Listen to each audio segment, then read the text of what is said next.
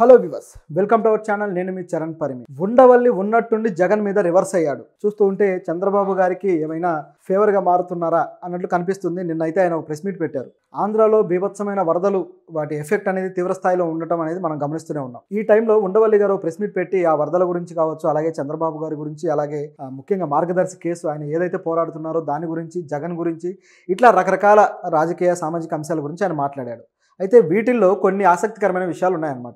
ఉండవల్లి గారు ఎప్పుడు మాట్లాడినా దాంట్లో మార్గదర్శి ఇష్యూ అనేది ముఖ్యమైన విషయంగా ఉంటుంది. దాంట్లో ఏదో ఒక అప్డేట్ అనేది ఉంటుంది. దాంతోపాటు జగన్ పరిపాలన గురించి, జగన్ అంటే నాకు ఇష్టం అంటాడు, లేకపోతే వాళ్ళ ఫాదర్ అంటే ఇష్టం అంటాడు, ఏదో ఒకటి జగన్ మీద ఒక పాజిటివ్ యాంగిల్లో 2-3 డైలాగులు వేస్తుంటాడు. సో ఇది జరుగుతూ ఉంటుంది. అదేవిధంగా చంద్రబాబు గారి మీద కూడా ఈసారి రియాక్ట్ అవ్వడం జరిగింది. ఎప్పుడు జగన్కి ఫేవర్గా మాట్లాడుతూ వచ్చి ఆ మార్గదర్శి కేసులో జగన్ ఎంతో చొరవ తీసుకున్నాడు, ఎంతో ఇదిగున్నాడు అని చెబుతూ వచ్చారు. దాంతోపాటు గతంలో అంటే ఈ విషయాలన్నీ గతంలో ఈ విధంగా మాట్లాడుతూ వచ్చాడు. దాంతోపాటు జగన్ వల్లే అసలు ఈ కేసు నిలబడింది అన్నట్టు అందరూ మాట్లాడితే అదేం కాదు అని కూడా ఆయన చెప్పడం జరిగింది. జగన్ సపోర్ట్ చేసిన మాట వాస్తవమే, కానీ పూర్తి స్థాయిలో అదేదో జగన్ వల్లే జరుగుతుందని కాదు, ఇది ప్రజలకు జరగాల్సిన న్యాయము అది ఇది అని చెప్పేసి ఆయన ఒక యాంగిల్లో గతంలో మాట్లాడాడు. ఇప్పుడు చూస్తే మొత్తం ఆయన యాంగిల్ అంతా మారిపోయింది, మొత్తం రివర్స్లో ఉందన్నమాట. సో ఏమీ అర్థం కాని సిచ్యువేషన్ లాగా ఉంది ఇది. చూస్తే మొదట వరదల గురించి అయితే ఆయన ప్రస్తావించి, ఇప్పుడు ఏపీలో బీభత్సమైన వరదలు ఉధృతి అనేది, ఆ కృష్ణానది ఏదైతే ఉందో కృష్ణానది ఉధృతి అనేది ఇప్పుడు తెలుస్తుంది విజయవాడలో ఎలాంటి పరిస్థితులు ఉంటాయి అనేది, అలాగే అమరావతి నిర్మాణం కావచ్చు, దీనికి సంబంధించిన సమస్యలు ఏంటనేవి ఇప్పుడు బయటకు వస్తాయనేది ఆయన చెప్పడం జరిగింది. దీంతోపాటు ముఖ్యంగా ఈ మార్గదర్శి ఇష్యూకి సంబంధించి కొద్ది కీలకమైన విషయాలు అయితే చెప్పాడు. మార్గదర్శి విషయంలో ఇప్పటికీ కూడా నేను ఒకటే డిమాండ్ చేస్తున్నా. సో ఆ సంస్థకి ఒక రూలు, మిగతా వాళ్ళకు ఒక రూల్ కాదు.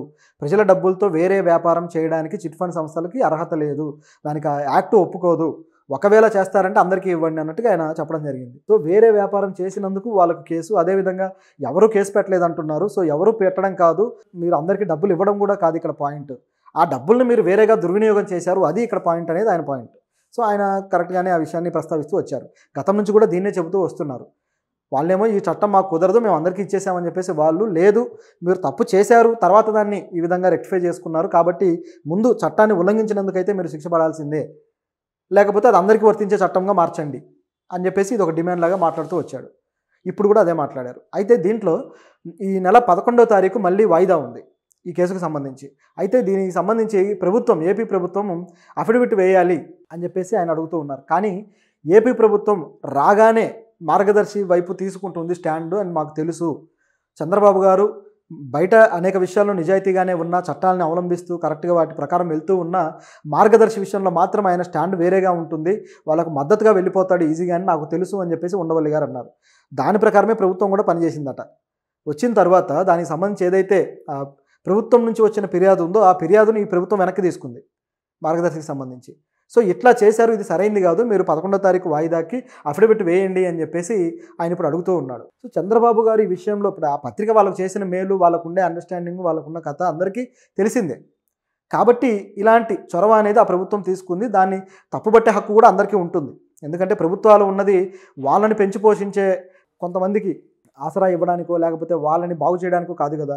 కాబట్టి ఏదైనా తప్పు ఉంటే అది కోర్టులు చెప్పాలి, కోర్టులు శిక్షలు వేయాలి తప్పితే ప్రభుత్వాలు ఈ విధంగా డబుల్ స్టాండర్డ్గా ప్రవర్తిస్తే దానికి కూడా ప్రభుత్వాలు మూల్యం చెల్లించుకుంటాయి. సో ఇది ఇక్కడ గమనించాల్సింది ఏంటంటే, ఉండవల్లి గారు ఈ విషయంలో చంద్రబాబు గారిని తప్పుపట్టారు. చంద్రబాబు చేసింది ముమ్మాటికి తప్పే, ఆయన ఎప్పుడు కూడా చట్టాలను కరెక్ట్గా పాటిస్తారు, కానీ ఈ విషయంలో మాత్రం తప్పే అని చెప్పేసి ఆయన అన్నాడు. ఇదే కాకుండా జగన్ విషయంలో కూడా ఆయనకు ఒక అసంతృప్తి అయితే ఉంది. ఏంటి అసంతృప్తి అంటే, జగన్ తన జీవితంలో చేసిన అతి పెద్ద తప్పు ఇదే అని చెప్పేసి ఒక తప్పునైతే చూపించాడు. అది ఏంటా తప్పు? కొంపదీసి ఇప్పుడు చంద్రబాబు గారిని అయితే సున్నితంగానే ఇప్పుడు విమర్శించాడు. ఎందుకంటే మళ్ళీ ఎక్కువగా విమర్శిస్తే దాని ఎఫెక్ట్ ఎలా ఉంటుందో ఆయనకు తెలుసు, కాబట్టి చాలా సున్నితంగా విమర్శించాడు. జగన్ విషయంలో మాత్రం కొద్ది గట్టిగానే విమర్శించారు. గతంలో జగన్ని సపోర్ట్గా మాట్లాడి చంద్రబాబు గారిని విమర్శించిన ఉండవల్లి గారు ఇప్పుడు మాత్రం కొద్దిగా బ్యాలెన్స్గా వెళ్తున్నట్టు కనిపిస్తుంది. పేరుకి నేనే పార్టీ కాదు, నేను ఎవరినైనా రాజకీయంగా తప్పులుంటే ప్రశ్నించగలను అని అంటున్నారు, కానీ ఇక్కడైతే కాస్త జాగ్రత్త పాటిస్తున్నట్టు కనపడుతుంది. జగన్ విషయంలో ఏమంటున్నారంటే, జగన్ తన జీవితంలో చేసిన రాజకీయ తప్పు ఒకే ఒకటి, అదేంటంటే చంద్రబాబు గారి మీద కేసులు బనాయించి ఆయన అరెస్ట్ చేయించి దాదాపు 56 రోజుల పైగా జైల్లో పెట్టడం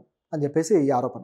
ఆయన ఏదైతే స్కిల్ స్కామ్ ఉందో ఆ స్కామ్, అలాగే మరికొన్ని స్కాములు, మద్యమని అదని ఇదని దాదాపు 7 కేసులు చంద్రబాబు గారి మీద పెట్టడం జరిగింది. అందులో భాగంగా ఆయన్ని రాజమండ్రి సెంట్రల్ జైల్లో దాదాపు 56 రోజుల దాకా ఆయన జైల్లో ఉంచడం జరిగింది. సో ఇదంతా దృష్టిలో పెట్టుకొని చంద్రబాబు గారు ఎప్పుడైతే అరెస్ట్ అయ్యారో ఒక్కసారిగా ఒక విజనరీ అరెస్ట్ అయ్యాడు, ఒక రాష్ట్రానికి సంబంధించిన గొప్ప నాయకుడిని అన్యాయంగా అరెస్ట్ చేశారని చెప్పేసి అనేక వర్గాల నుంచి వ్యతిరేకత వచ్చింది. అది కూడా ఎలక్షన్లకు కేవలం 2 నెలల ముందు జరగడంతో చాలా తీవ్ర దుమారం అయితే రేగింది. సో ఇది ఒక నాయకుడిగా అప్పుడే ఆ టైంలోనే జగన్ మీద పూర్తిస్థాయి వ్యతిరేకత తీసుకొచ్చింది. కొద్దిగా న్యూట్రల్గా ఉన్న వాళ్ళు, కొద్దిగా గొప్ప జగన్ మీద అసంతృప్తి ఉన్నా సరే కొన్ని మంచి పనులు జరుగుతూ ఉన్నాయిలే అని ఫీల్ అయ్యే వాళ్ళు కూడా ఈ సంఘటనతోటి ఒక్కసారిగా ఇటు తిరిగిపోయారు. సో అట్లా తనకు ఒక నెగిటివిటీ అయితే క్రియేట్ చేసుకున్నాడు జగన్.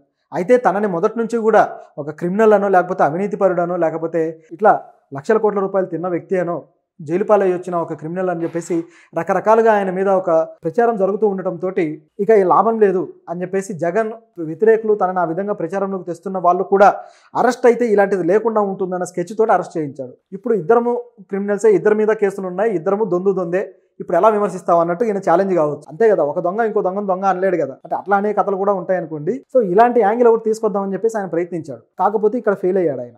సో ఎందుకంటే ఎలక్షన్ ముందే తేవడంతో ఎలక్షన్లో కూడా ఆయన దెబ్బ కొట్టడం ఈజీ అనుకున్నాడు ప్రచారానికి, వీటన్నిటికీ అది సాధ్యం కాలేదు. దీన్ని తప్పుపడుతూ ఉండవల్లి గారు, మీరు జగన్ తన జీవితంలో చేసిన అతిపెద్ద తప్పు ఇదే అని చెప్పేసి ఆయన మెన్షన్ చేశాడు. సో మరి ఇప్పటిదాకా జగన్ కనీసం మోరల్ సపోర్ట్గా అన్న ఈయన వ్యాఖ్యలు ఉంటూ ఉండేవి, ఇప్పుడు మాత్రం అలా లేకుండా పోయాయి. సో ఇక భవిష్యత్తులో ఆయన వ్యాఖ్యలో ఇంకా ఏమైనా మార్పులు వస్తాయనే ఆసక్తి అయితే ఇప్పుడు కనిపిస్తూ ఉంది. బహుశా టీడీపీ ప్రభుత్వం మార్గదర్శి ఇష్యూలో కాస్త దూరం జరగాలని ఈయన ఆశిస్తూ ఉన్నట్టుంది.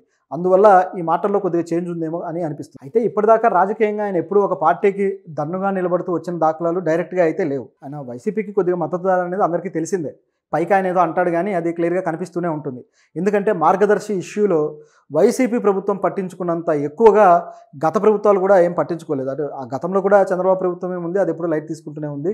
ఇక వైఎస్ఆర్ ప్రభుత్వం అసలు మొదలుపెట్టింది వైఎస్ఆర్ ప్రభుత్వం కాబట్టి ఆయనకు ఉండే కన్సర్న్ ఎప్పుడు కూడా ఇటువైపే ఉంటుందనేది అందరికీ తెలిసిందే. కాకపోతే ఇప్పుడు అందులో కొంత చేంజ్ రావడానికి అవకాశాలు అయితే పుష్కలంగా ఉన్నాయి. ఎందుకంటే ఈ కేసు అనేది ముఖ్యమైన విషయం అయితే, దీంతో పాటు ఇక జగన్కి రాజకీయ భవిష్యత్తు పూర్తి స్థాయిలో ఉంటుందా లేదా అనే డౌట్ కూడా ఇప్పుడు ఆయనకు వచ్చి ఉండాలి. ఎందుకంటే ఇప్పుడు ప్రజల్లోకి జగన్ వెళుతున్నా సరే ప్రజల నుంచి పెద్ద స్పందన కనపడటం లేదు. ప్రతిపక్ష నాయకుడు ప్రజల్లోకి డైరెక్ట్గా వెళ్ళి మాట్లాడుతూ ఉన్నా ఆ స్పందన పెద్దగా రాకపోవడం అనేది కాస్త ఆందోళనకరంగానే ఉంది ఆ పార్టీ శ్రేణులకి. దాంతోపాటు గతంలో మంత్రులుగా చేసి గొప్పగా విర్రవేగిన వాళ్ళు, అదేవిధంగా ప్రతిదానికి అంటే మంత్రిత్వ పదవులకు సంబంధించి కాకుండా, వాళ్ళ శాఖలకు సంబంధించి కాకుండా పవన్ కళ్యాణ్ను మరొక వ్యక్తిని తిట్టడానికి ముందుకు వచ్చిన వాళ్ళు ఈరోజు ప్రజాక్షేత్రంలో ప్రజలకు ఇంత అన్యాయంగా వాళ్ళు చనిపోయే పరిస్థితి, అన్యాయంగా వరదల్లో కొట్టుకుపోతున్న పరిస్థితి ఉంటే ఇప్పుడు వచ్చి వాళ్ళ పార్టీ కార్యకర్తలో లేకపోతే వాళ్ళు ప్రజల్ని పరామర్శిస్తున్న దాఖలాలు అయితే లేవు. సో ఇది ఇప్పుడు విమర్శలకి దారితీస్తూ వస్తుంది.